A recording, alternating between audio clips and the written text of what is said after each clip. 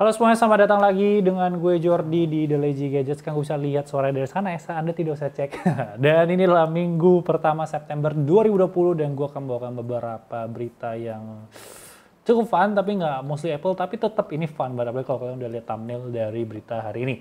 Oke, jadi berita pertama, sebelum itu, untuk kalian mau follow The Lazy Gadget ya, biar dapat berita Instagram lebih cepat setiap harinya, nggak usah nunggu video tiap minggu, dan juga The Lazy Titip buat kalian mau nitip handphone kalian dan segala macamnya. Berita pertama datang dari Netflix. Jadi kalian bisa nonton Netflix tanpa kartu kredit, kalian bisa nonton gratis, di mana kalian tinggal ke websitenya di netflix.com/id/watch-free, di mana kalian bisa melihat beberapa yang menarik seperti Stranger Things, Bird Box, ada Our Planets, ada Two Gospel, di mana ini baru bisa nonton episode pertama aja. Untuk movie oke, lumayan bisa nonton habis gitu kan. Kalau TV show cuma satu episode. Tapi setidaknya bisa menjadi sebuah tester dan menyucikan diri kalian dari menonton bajakan-bajakan untuk mencoba. Nah, berita kedua ini datang dari LG, di mana LG Wing sendiri yang kemarin udah bocor. Kalian bisa lihat dari video yang di mobil, bisa dipakai untuk GPS dan juga main game, GPS-nya denger musik. Ini kabarnya akan dirilis di tanggal 14 September nanti. Ya, 14 September, di mana harganya rumornya ini bakal di 1000 USD atau sekitar 14,7 juta. Untuk konsepnya sebenarnya menarik, cuman dari UI-nya seperti yang gue bilang kemarin tuh belum seindah yang lain. Dan dia bakal pakai Snapdragon 765G, harga yang cukup oke sebenarnya kalau dibandingin sama Z Flip kali ya. Dan juga dia bakal kamera 64 megapiksel. Layarnya sendiri bakal 6,8 inci, sedangkan layar secondary-nya itu bakal di 1:1 4 inci. Gue nggak tahu apakah dia akan kotak full samping atau akan ada ujungnya dikit, cuman pokoknya menarik. Nah, berita ketiga itu datang dari Asus, di mana kalau kalian tahu kan Asus tuh sejak beberapa saat yang lalu tuh udah berpindah gitu ya. Dia berpindah dari yang budget edition, nggak ada Zenfone Live lagi, nggak ada Zenfone Max Pro lagi, dan semuanya udah ke Zenfone dan juga ROG Phone, jadi yang versi high-end-nya. Nah, sebuah laporan memperlihatkan atau sebuah sertifikasi memperlihatkan akan ada 4 codename baru yang sepertinya akan menuju untuk lebih di bawah kedua smartphone tersebut.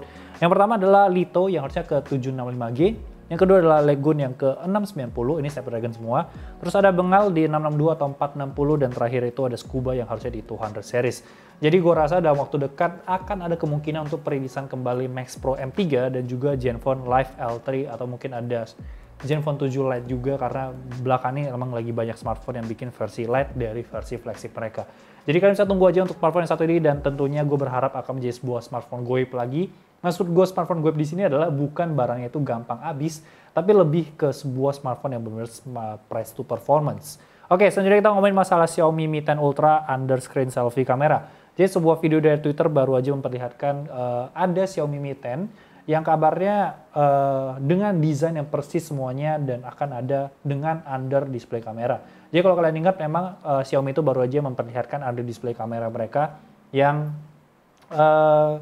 cukup menarik karena udah tidak ada terlihat perbedaan antara pixel layar dan pixel kamera itu sendiri. Bahkan kalau kalian lihat foto ini yang side to side antara ZTE Axon 25G dan juga Xiaomi, itu sangat terlihat perbedaannya.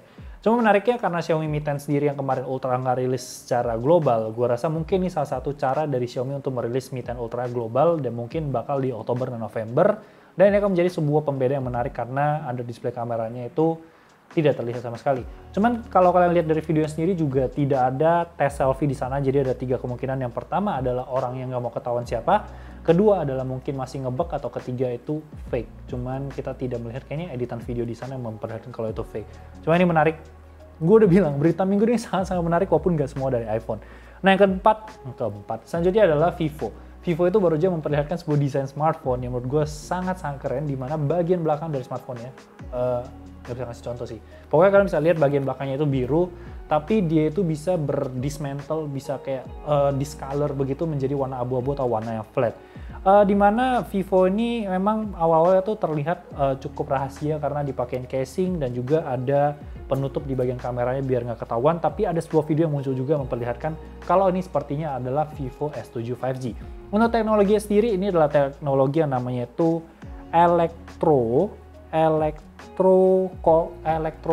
Jadi kalau kalian lihat OnePlus Concept One di mana bagian kamera bisa menghilang, tidak ada kamera di belakang, itu menggunakan teknologi yang sama. Ini juga bisa kalian temukan tuh di mobil-mobil mahal hingga pesawat. Kalau kalian tuh lihat jendela tuh bisa jadi hitam dan segala macamnya, kurang lebih sama.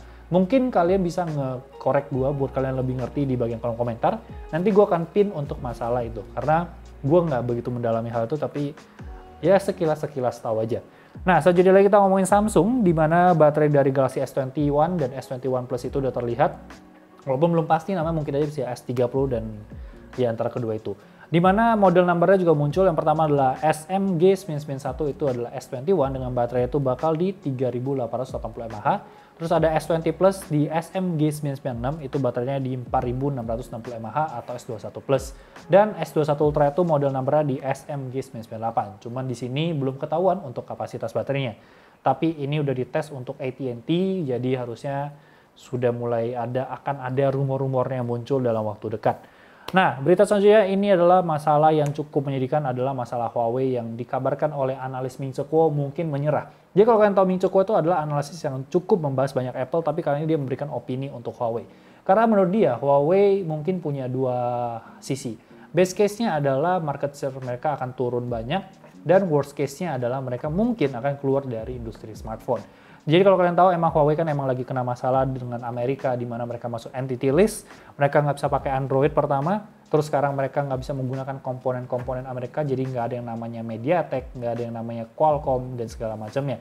Walaupun ya, kalau kalian tahu untuk Kirin 9000 sendiri itu untuk Huawei P40, Huawei Mate, itu sudah dalam tahap prioritas di mana MTS untuk MediaTek Kirin 9000, bukan MediaTek, untuk Kirin HiSilicon Kirin 9000-nya itu udah dibikin sebanyak mungkin untuk dikirim sebelum tanggal 15 September atau 14 September.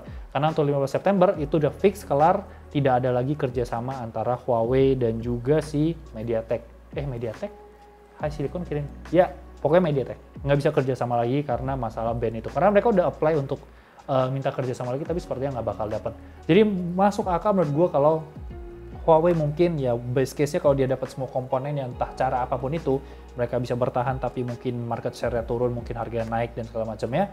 Atau worst case-nya kita nggak akan melihat Huawei lagi di industri smartphone, dan mungkin ya Mate 40 akan menjadi smartphone terakhir mereka yang masalah flagship. Nah, selanjutnya lagi kita ngomongin iPhone Air atau iPhone SE Plus. Jadi sebuah rumor menyatakan kalau akan ada iPhone 12 untuk versi 4G yang lebih murah dan akan rilis di Spring 2021. Jadi kalau kita track back ke rumor, iPhone SE Plus juga dikabarkan akan rilis di Maret 2021. Spring itu Maret sampai Juni 2021. Nah, rumor-rumor dari Ming-Chi Kuo sendiri juga menyatakan kalau untuk Touch ID-nya akan ada di power button, jadi akan di bagian samping, sehingga dari sisi desain sendiri itu nggak ada lagi Touch ID, jadi terlihat lebih bezel-less dan segala macam. Ini juga diperkuat dengan sebuah sebuah manual book dari iPad Air terbaru, iPad Air 4, yang emang untuk bagian Touch ID-nya dipindahkan ke power button samping. Jadi untuk bagian desainnya itu akan full kayak pakai Face ID, tapi sebenarnya dia nggak pakai Face ID. Belum tahu apakah ini akan menjadi iPhone SE Plus atau mungkin iPhone 12 yang versi 4G, atau mungkin iPhone Air menjadi sebuah nama baru untuk hal ini. Tapi tentu aja ini akan menjadi menarik mungkin untuk kalian yang nggak suka iPhone SE, tapi pengen smartphone budget dan nggak pengen terlalu mahal untuk minimal iPhone 12, ini mungkin bisa menjadi alternatif buat kalian ke depannya. Dan berita terakhir, gue akan melanjutkan berita dari Epic Games versus Apple. Kalau kalian belum nonton, card-nya ada di atas, atau mungkin nanti gue akan taruh di deskripsi. Gue udah ngebahas dari awal di mana Epic bisa muncul ada masalah sama Apple, hingga terakhir kali di mana Epic itu developer account-nya untuk Unreal Engine-nya nggak boleh terminate, tapi Fortnite bisa ditendang.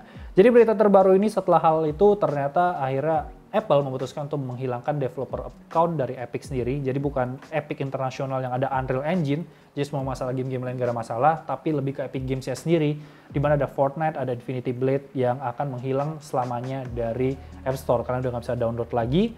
Dan bahkan setahu gue kalau kalian tuh ada family sharing, kalian udah pernah install, itu juga nggak bisa di re-download lagi untuk masalah ini. Nah, setelah hal itu akhirnya Epic mengeluarkan statement, padahal mereka itu udah memberikan update untuk season 4 kepada si Apple, di mana isinya itu tetap ada untuk in-app purchase Apple dan juga direct purchase dari si Epic sendiri.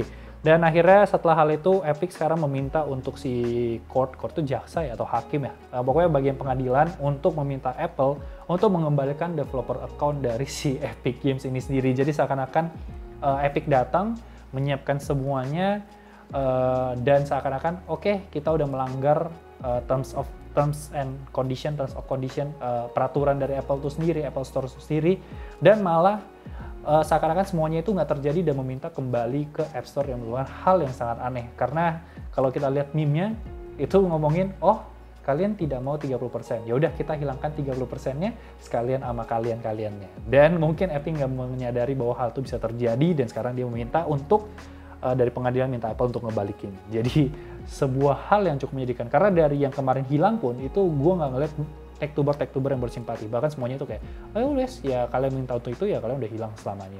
Oke, jadi itu aja sebenarnya bisa gue bahas untuk berita minggu ini. Lucunya bahkan kemarin si Apple kayak malas-malasin dia naruh PUBG Mobile tuh di front page store mereka di App Store. Oke, itu aja bisa gue bahas untuk minggu pertama September 2020. Seperti biasa jangan lupa like, comment, share. Follow Instagram kita di @LazyGadgets untuk berita lebih update setiap harinya. Dan gue di Jordi Leonardo O-nya 2. Dan sekali lagi jangan lupa untuk follow The Lazy Titip. Jangan lupa subscribe. Thank you so much guys for watching and I'll see you next time. Bye-bye guys.